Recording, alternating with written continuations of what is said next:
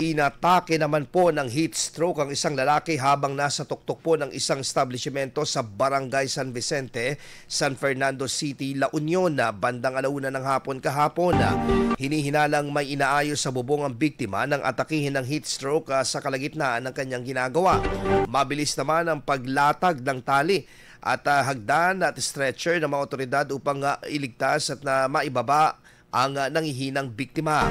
Agad naman na isalba ng mga responding personnel ng biktima at nadala sa pagamutan para sa kaukulang medical attention.